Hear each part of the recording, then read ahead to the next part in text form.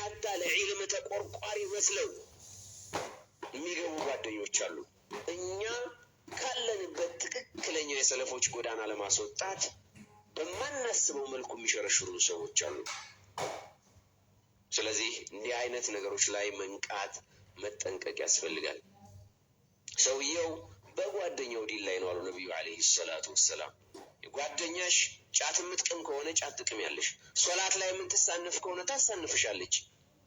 አጅነቢይ ላይ ኢፍትላት ያላት ቆሻሻ ቦታ ላይ የምንትል ከሆነ አንቺም ትበላሻለሽ። ምንም እንኳን ጠንካራ ብትሆኝም በየቀኑ አቋምሽ እየወረደ አንድ ትሆኛለሽ።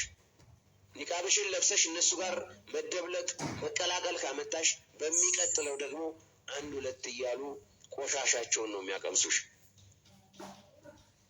ይሄ በጣም የተጀረበ ነው፣ የታየ ነው በተግባር።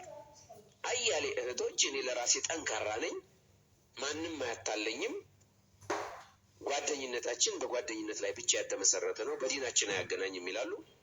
በኋላ ግን ይሄ ነቢዩ ዓለይሂ ሰላቱ ወሰላም አሳዲቅ አልመስዱቅ ንግግራቸው ትክክል ነው። ጥንቃቄ አድርጉ ጓደኛ ላይ ብለዋል። የዒልም ተማሪ ጓደኛ መምረጥ አለበት። የማያስፈልገውን ነገር ጊዜ ማጥፋት የለበትም። የማያስፈልግ ጓደኛ አያስፈልግም፣ መወሰን አለበት። እምብሎ ብቅልም እያለ እንደ ሸይጣን ሚን ሸሪል ወስዋሲል ኸናስ የሆነ ሰው አለ። ጠንከር ስትይበት ይጠፋል።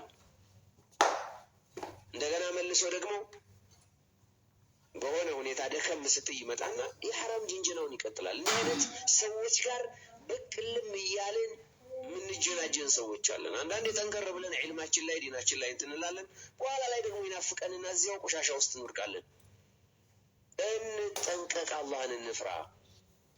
የአላህን መንገድ በተጣረሰ መልኩ ምንም ነገር አይሳካልንም። ማወቅ ያለብን ነገር ትዳሩም፣ ስራውም፣ ሁሉም ነገር የአላህን መንገድ በጣሰ መልኩ ምንፈልግ ከሆነ ሐቂቃ ወድቀናል። መቼም ቢሆን ስኬትን አናገኝም። በምንም ነገር በስራም ይሁን በትዳር ህይወታችንም ይሁን የአላህን መንገድ ጥሰን ምንም ነገር እንደማይሳካልን ማወቅ ተገቢ ነው እና ኢንሻአላህ ጓደኛ ምርጫ ላይ በጣም ጥንቃቄ ያስፈልጋል።